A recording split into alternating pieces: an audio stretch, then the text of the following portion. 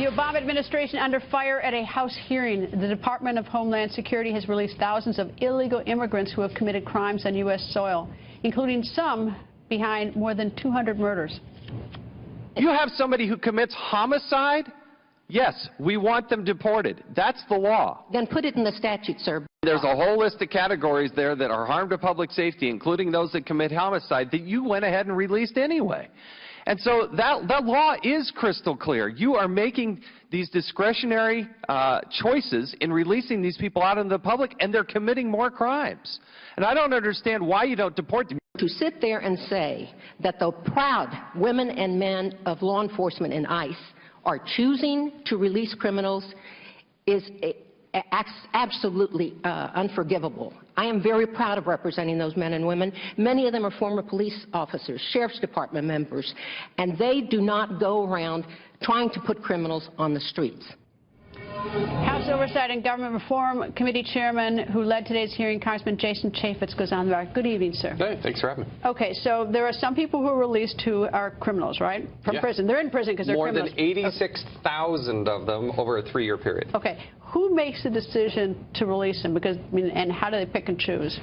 Well, it seems to be random, but everything from homicide to DUIs to assault to sexual battery to, I mean, you name the violent crime, they have released them back out in the public rather than either detaining them or, even better yet, deporting them. Remember, are these people who have been arrested for these crimes and have gotten sentences? They're here illegally. They committed a crime. They were convicted of that crime.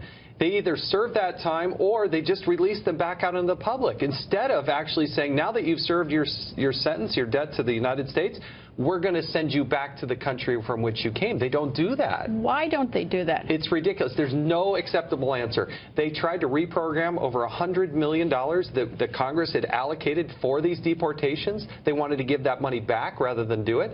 There's a minimum of 34,000 beds for these types of people, yet the department only wants to house about 30,000. And what they've done is they've released them out into the streets. And more than 200 of those people that were in our detention that had committed a crime were released back out in the public and committed homicide.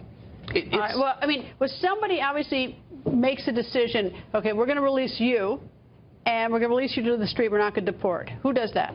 The Department of Homeland Security. Okay, who is that? Is that like one person who's got the job, some nameless, faceless bureaucrat in the government who gets to make that decision? You look at Jay Johnson, who's the secretary, then you look at the director of, who's with us today, who's the director of Immigration and Customs Enforcement, and they're not doing it. Some of them get deported, but when you release 86,000 people over 3 years into the public that had already committed crimes, but all you have to do is look at their crimes. I mean, if they're felonies, I mean, if you've like stolen a pack of gum from the grocery store, that's very different. But if you've been convicted of murder, that's different. More than 12,000 of these were DUIs.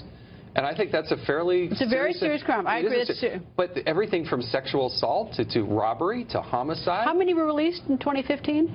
Well, the 86,000, it represents 3 years, so basically divided by 3. I mean, not even one is acceptable. And we heard witnesses today whose family members were killed. And how do you look those people in the eye?